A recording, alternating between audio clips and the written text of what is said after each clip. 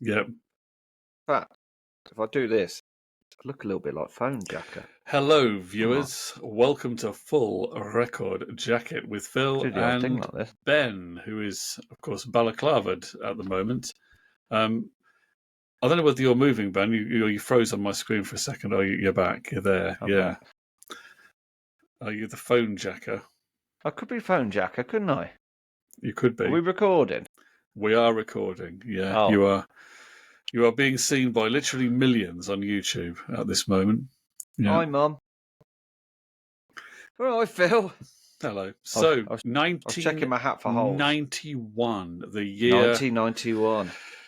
We are focusing on that year this month, all this We month. are. Of course, shortest month of the year, but we're doing 1991. So we've got to, at the end of this February, find out what our three favourite albums are of the year. So have you been doing any more ruminating, and have you actually listened to any? That's I the have. question. In the gym today, I listened to Blood, Sugar, Sex, Magic by the Red Hot Chili Peppers. Now, what did you think of that? I thought it was a really good album. I mean, to be fair, you could take a Red Hot Chili Peppers album from 1991 and swap it with one from 2001, was it? The one with the Zephyr song on? And the albums are quite interchangeable. They've all got the same sort of vibe to them. Yeah, I'd say there was more melodies on the one from the early 2000s, by the way. Yeah, It's a bit more sort of a bit more influenced reflective. by California pop, a bit more influenced by the Beach Boys, California pop, Whereas that kind this of one thing. was probably A bit more influenced by a funky lot rap. of, and probably a heck of a lot of cocaine.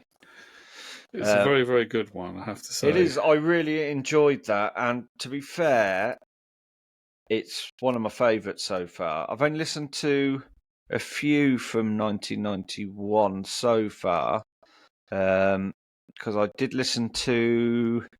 What was the other one I listened to as well? And I really liked, and I was like, "Oh, why didn't I choose their debut album for 1990?" But then I realised that it came out in 1989, so it didn't make the cut. But De La Soul, I really like their. Oh, what's it called? De La Soul is Dead, I think. Is that the one that was? Yeah. Yeah, De La Soul is Dead from 91. 3 Feet High and Rising was from 89. But I really like De La Soul. They're another band. I mean, I've only really listened to sort of that 3 Feet High and Rising. And De La Soul is Dead is not that far removed from it. And it's got a really good vibe to it. So that's one that's tickling me ivories at the moment. And I do like the it's just got a good sort of thingy, De La Soul. I think they're another underrated band, really. Yeah, well, they were very highly regarded by critics at the time, and they're very influential on hip hop. So they were that certainly 3 given Feet High and Rising album's really good. Yeah, that's considered an all-time classic. I think they would definitely been given their due, but maybe they're not talked about now or heard now as much as they should be. As they should have been. Yeah, and then the other one I've listened to this week, keeping in the same vein, and all of these have got a sort of a funk feel to them, and it's a Tribe Called Quest and the Low End Theory. Yes, which I thought was really good, and I do seem to be a bit hip hop heavy with my choices in 1990. You've gone very hip hop at the moment. I have. Yeah, I think it's because a lot of guitar bass. Obviously, this was sort of where grunge was starting to come in. But if you look at things like Ride and that from 1990, that shoegazing or whatever, it didn't really have that. Didn't really connect with me that much. But sort of, the hip hop sort of stuff. Because it hasn't dated, if you know what I mean. I don't think it's dated, and I think that's what helps it. I think when it hasn't dated, some stuff you listen to and you're like, oh yeah, the production is like an MC Hammer record. I've got that to listen to, but the production on that is very of its time. But you could take the Low End Theory or De La Soul is Dead, and you could pull it now, and it would still sound relevant. That's my thing. But I have been hip hop heavy, and I'm going to try not to be hip hop heavy. but it's going to take a little bit to move those hip hoppers off of my larkins, isn't it? Yeah. See, mine could go a bit grungy, but then I'm probably going to end up with big names in mind. You see, there's a few that I'm planning to. I'll tell you what I'm going to listen to again. See, because it's so easy, and I know Nirvana Nevermind should be. If me and you don't put it in, somebody should put it in because it's probably an album that deserves to be in. Well, it made a big impact, but we're saying if it's not one of our favourites, it doesn't get through, and that's doesn't. it. No. See, I was going to listen to Loveless by My Bloody Valentine because I've never really listened to any of them, so that's going to be a next one on my list. Yeah, that's another one I want to hear again. Now, talking of the Nirvana album, did you know that Rolling Stone magazine in America named at the end of '91, they did their list of the year. They put a British album above Nevermind. Nevermind British album was number 2, and they put an album by a British guitar band above Primal Scream. You'd think it might be, wouldn't you? It wasn't. Teenage Fan Club. Yes. It was what Bandwagon-esque. Bandwagon-esque at the time was rated. That's all the money bag, isn't it? I don't know what I did that for. Well, you're shaking your money bag. I'm shaking my money maker. Emptying your money bag. Yeah. So, yeah. Yes. Where were we? Yeah, Bandwagon-esque. So, yeah. It is. I keep saying to you, you need to listen to that album because it's a Creation label album, and obviously would have influenced Noel Gallagher. I think it would have influenced the sound of Oasis, and I think you can see a little bit of some of the Oasis sound may have come from that when you have a listen to it. Yeah.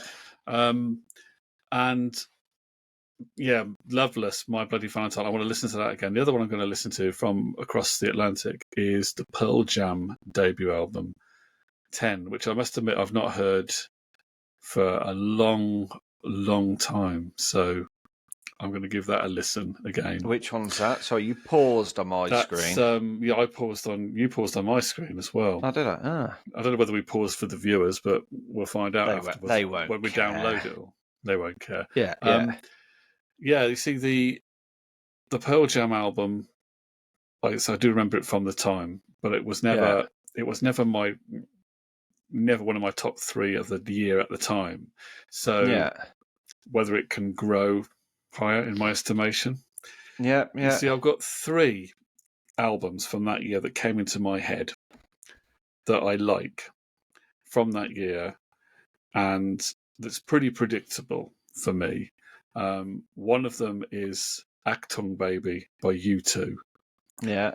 Okay. The other one is Out of Time by R.E.M. R.E.M. Is the other one No Pocky for Kitty by Superchunk? It's not. It's Diamonds and Pearls by Prince. Oh, Prince. Yeah, I thought because you got the box those set were the 3. Week. Yeah, no, those were the 3 that I really liked at the time. I really liked those albums, and I still like them now. I still really do like them. So it might be difficult for them to get any of them to get dislodged by one of these others if I revise my view. But I might do. Yeah. Well, could Pearl Jam do it? Well, maybe. Yeah. You see, the other one that came into my head, which I've had since the time, is the Primal Scream one, Screamadelica, and I've always liked that as well. But it was I never loved it quite as much as the 3 I've just mentioned. Yeah. So the other one. What about Hymns to the Silence? What about a bit of Van Morrison? Was that the album he did that year? Yeah. I don't then you got think I've Leisure, heard that. Blur, haven't you? Got Blur's Leisure album. Well, I like a bit of Van, although I tend to sort of go towards his 60s and 70s stuff. I haven't heard, a lot of the stuff he did later. I've not. Well, you got Every Good Boy Deserves Fudge by Mudhoney. Doesn't ring any bells to me, that album. Yeah, I've not heard that properly. Yeah. May have heard one or 2 tracks. I've got a few. Now, once again, this may come across as hip-hop heavy, but I've got a few that I want to line up. And I want to listen to Tupacalypse now by Tupac Shakur. And then there's Ends for Life by NWA. I wouldn't mind giving a listen. But Into the Great Wide Open by Tom Petty, I'm thinking of throwing into my mixer. And Girlfriend by Matthew Sweet. Yes. Now that's another one, the Matthew Sweet one. I Yeah, was thinking of having a listen to that because that's another very high quality record. The Tom Petty one, well, yeah, might help you a bit of classic rock. Yeah, why not? yeah. I might give that because I was thinking about because there's some stuff I've never listened to anything by them. So things like Godfather by Ned's Atomic Dustbin, Arise by Sepultura. I can't imagine I'm going to like that. That's pretty But hardcore, heavy metal stuff. That is, isn't it? I think. yeah. And then obviously we mentioned it last time. Innuendo by Queen is another album I should sort of. Have you never listened to that? I don't think I've ever listened to it. No, I I've do got the remember single from it. I remember buying The Show Must Go On CD single. It is. It's a great final album from Freddie Mercury. In particular, his vocals on this album are really good. I mean, it's a great. If I had to list albums by well-known artists where they do a really good vocal performance across the whole album, that's one that I'd have to consider for that. And I'm not a massive Queen fan. I don't mind Queen, and I do quite enjoy some of it, but I've never been a massive all-in Queen fan. But I do. Obviously, he was a great, unique showman, and they're a talented band. Certainly, all four of them. I'm torn by a lot of my choices left because Screamadelica. That's another great album from that year. Yeah. And then obviously Diamonds and Pearls, because you put me onto that one, and I did like it. It is very funky.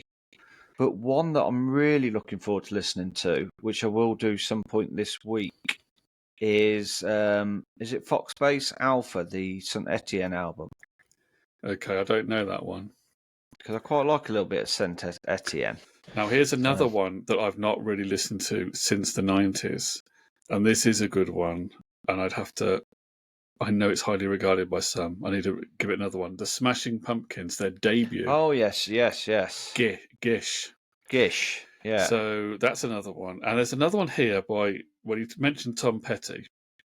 Similar category in the sense that this was an artist who was, he was probably in his 40s at this time, but he was a little bit dad rock at the time. Yeah. And that's that Gish album. Sorry, going back, Gish album. Yeah. That's the one with I Am One or something on it, isn't it? Yeah, I think so. Yeah.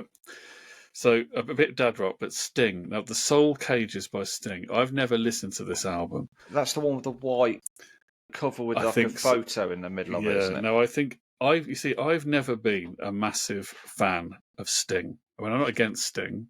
Obviously, he's got talent, and the Police were obviously a good band, very good live band. I never really got into his music particularly. The only album by Sting that I really got into. The one album that I like the most by him is 10 Summoners Tales, which I think is a good album. But again, it never made me. That's from 93, isn't it? Yeah, it never turned me into a mega Sting fan. But this album, The Soul Cages, was all based around the death of his father, which I know is not, the most fun prospect for a record. But I was thinking maybe I should give it a listen. Because Sting was massive around this time. Well, he was massive, yeah. I mean, because that 10 Summers of Gold, whatever it is, that's one with Fields of Gold. Fields of Gold, and If I Ever Lose My Faith in You. Do you remember that one? Yeah. And I just have this image of Sting. Whenever I see him, I just think you just look like you just be an absolute bellend at times. There is that element to him, and there is an element to him that is a little. I've always felt that he was a little bit over serious, and that his fans were a bit naughty. Yeah, that was but it's a prejudice, and I shouldn't really hold that. I should listen to it properly. I did see a video about Sting the other day, and the fact that people have sort of closed up on his bass playing skills and have said that he's actually not a very good bass player. He basically just plays the root. Okay. He's very much, and I can prove it. He's very much like me.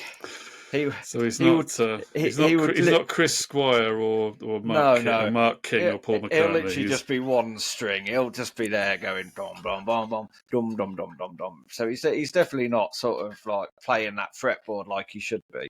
So yeah. I don't know why my bass guitar was there, to be fair. I've got two of them. I've got one with a Prince symbol on it. Now here's another one. Well, here's a couple more from the heavy rock genre. Go on. There's Metallica's so-called Black album. You ever listen to that one? Yeah. No, I haven't. No. It's got Enter Sandman on it. Oh yes, yeah. And then there's, of course, I forgot this, but this was 91. Now, this is an album that I liked at the time. Quite divisive. Can I have a guess? Spiderland? No, American hard rock band did a very big album, a very big sprawling album, and it was quite divisive. Some people liked it, and some people thought it was rubbish. You ended up either on one side or the other. You either liked the album Skid or Row? you knock it. It was quite fashionable to knock this album and say, "Oh, it's not as good as their very exciting debut, which came out in 87, I mean." They got DeLorean. Very iconic hard rock band with a very iconic long-haired frontman who was quite controversial. American band from Los Angeles. So it's not Iron. No, Iron Maiden. No, it's not them. Similarly, Alice Cooper. Similarly famous as Iron Maiden. Very, very famous band. Who's the other one? There's Iron Maiden. They did on this album. They did do a collaboration with Alice Cooper. Is it? No, there's Iron Maiden. So it's around that sort of. It was around that period, and this was a band. Say the first album came out in 87, and they were massive. They were massively hyped. When this album came out in September 91, there were people queuing to buy it. This was a massive deal, and there was. It's going to annoy me when you tell me. Well, there were 2 CDs because there were actually 2 albums that were released on the same day. Soundgarden. So it was a double album, more famous than Soundgarden. I would say they were even more of a cultural phenomenon than Soundgarden. Oh, I know who it is. Yeah, you got to know. It's those hard rockers, isn't it? The Spin Doctors. Oh, come on! You're going to kick yourself if you don't get this. I am. So go on, tell me. September 91. I'll tell you what. When they released these double albums, I think 1, 2, 3 of the songs had already been out before, but the rest of the 30 tracks had not been out. Were they big in this country? Yeah, they're big here. They're big all over the world. Now, one of the songs... Sepultura? One of the songs had been used in a movie, in an Arnold Schwarzenegger movie. And then they covered a Paul McCartney song and put it out as a single. A song written by Paul McCartney. They put it out as a single. They also put out as a single... From this same project, they did a cover of a Bob Dylan song. Oh, just tell me. It's going to bug me, and then you're going to tell me I'm going to hate myself for the rest of the weekend. I'm trying to give you a bigger clue. I'm trying to think what could be a bigger clue. I mean, the lead singer of this band was wild. He was pretty controversial. He got himself in all sorts of trouble. Once attacked a fan in the audience who took a photo of him. Had a long-running, or had a famous dispute with his next-door neighbour. It's really going to annoy me, isn't it? He married the daughter of one of the Everly brothers. I don't know how many clues I can give. How about the first letter of their name? The first letter of the name. Well, also the guitarist in this band is probably as famous as the singer. Is it Kiss? No. Oh. You're on the similar kind of lines, but you're on the right kind of American rock lines. But the guitarist is as iconic as the singer. They're still going. Van Halen. No, they're still going. They played Glastonbury last year. Oh, I hate my life. Jane's Addiction. Much bigger than Jane's Addiction. Much more big in the mainstream. Oh, Guns and Bloody Roses. Oh, get lost. I quit. I'm going home. Phil? Ben? Phil? Yeah? I may have overreacted there. Can I come back? You know you said you were going home? Yeah. You're already home. This isn't my home. I'll just break in. Okay. I break in here every week and use the electricity. Can I come back? Is that all right?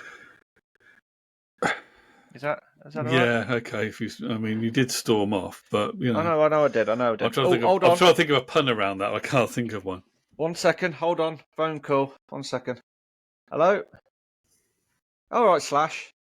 Yeah. Yeah. Yeah. No, I got you confused, didn't I?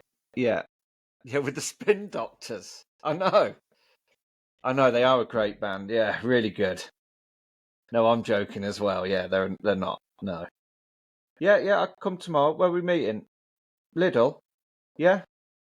You gonna wear that silly top hat? No, yeah. No, yeah. Phil tried to come up with a funny line when I stormed off, but he failed. Yeah. Okay. No worries, Slash. See you in a bit. Give me regards to Axel. Yeah. No. The singer guy, not the one on your car. Silly fool.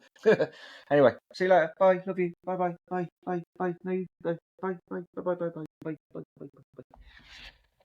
Sorry, Phil. It's just me mate bringing me up. Did you better call Saul? That was me mate, wasn't it? My mate Slash. Saul Hudson. Saul Hudson, yeah, because do you know what they called him Slash for? He always needs one. Is that it? I think he grew up, doesn't he spend the early part of his life in Stoke-on-Trent? I believe that is where he's from. I believe he was born there, I think. And then his family were from there, and then they moved to America. I can't believe it took me that long to get Guns N' Roses. I'm amazed it took you. But it's like that, isn't it? When it's something so well known, sometimes you get the blind spot. I was thinking more hardcore, sort of, but yeah. Anyway, yeah. I'm back in the room. I'm back here. I'm with you, Phil. In 1991. So, yeah, the Guns N' Roses Use Your Illusion. Now, do we count that as one album or two? Because it all came out on the same day. Now, there are two different albums with two different catalogue numbers. And some of these lists put them as, in fact, on this list I'm looking at here with You Discover Music, they've listed it as their third best album of the year. And they've listed it as Use Your Illusion 1 and 2. They've put it together. I think it should be combined. I think because it's come out the same day. It is one project, really. It's one great big long 2.5 hour thing. Who was it? Green Day, who released 3 albums on the same day. Did they? I don't know. I didn't know that. I think they were called something like Un, Deux, Tres or something like that. I'm sure that it was... Well, not long after this, in the spring of 92, Bruce Springsteen put out 2 albums on the same day. Oh, did he? But they weren't... You see, the Guns N' Roses album, it was all recorded at the same sessions. It all sounds the same. It's obviously the same project. And then they split the songs into 2 albums, 2 double there we go, albums. Look. Unos, dos, tres. Okay, I didn't know about that. Springsteen put out Human Touch, which was the album that he'd been working on for a while. But while that album was being mastered or prepared for release, he went into the studio and did a more impromptu record called Lucky Town. What, a bit like Nebraska? Which he was this was more of a rocking album than Nebraska. This was more of an optimistic rocking album. And recorded it much more quickly. So the 2 albums sound a bit different to each other because Human Touch sounds quite produced, very early 90s LA session musicians, very produced, very sort of shiny radio friendly. Yeah. Whereas Lucky Town was a little bit more, not raw, but a little bit more that way. So they don't sound like they're the same album, but they both came out on the same day. But no one ever says Human Touch and Lucky Town are the same album. They're always treated as 2 separate albums. But then again, they've got 2 separate titles. Separate titles, and they were separate projects. So I suppose that kind of makes sense, doesn't it? Whereas Guns N' Roses, it was Use Your Illusion. It was one project.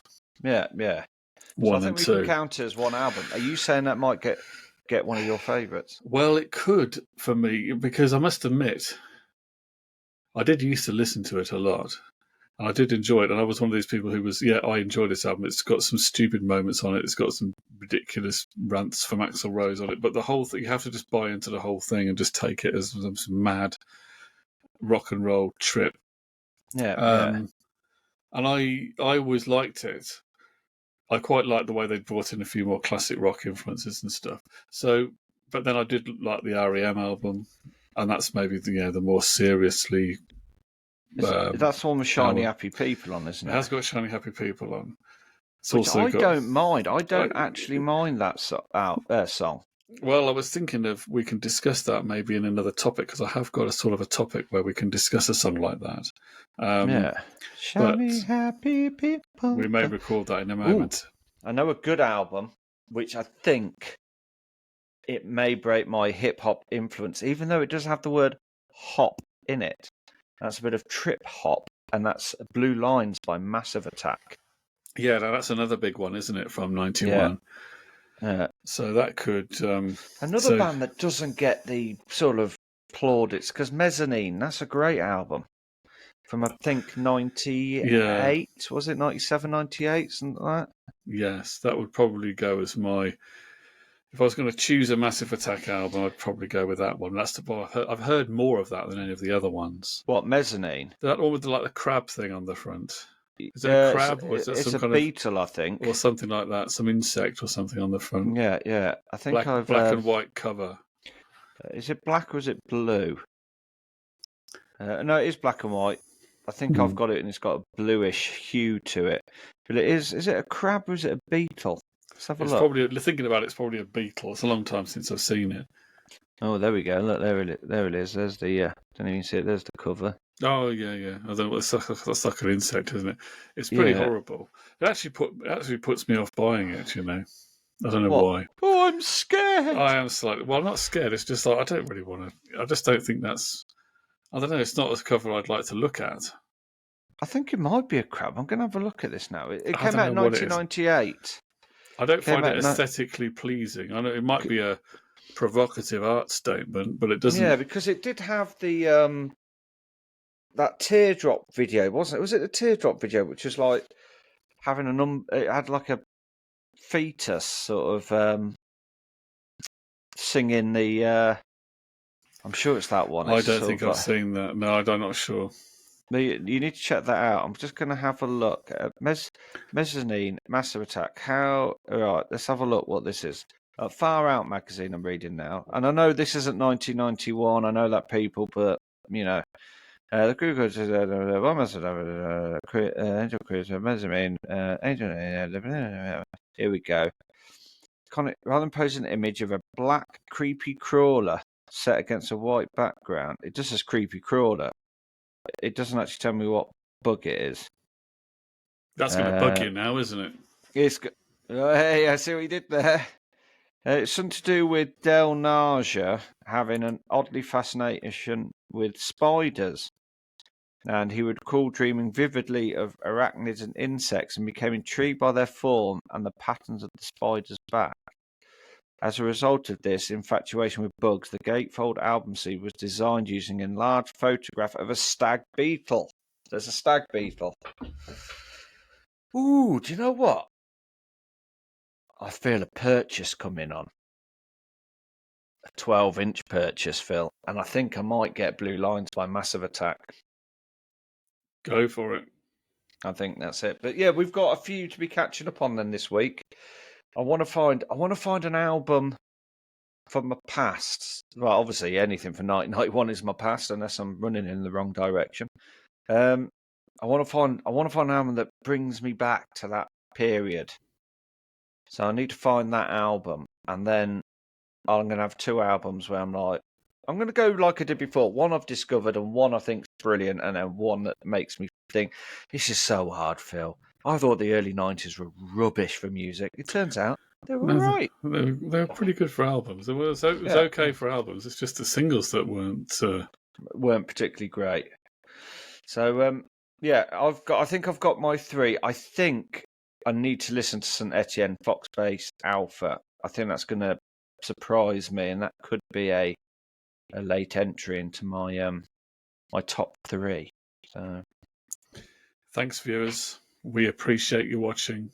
Tell us which albums for 1991 you most like. Which should we put on our list?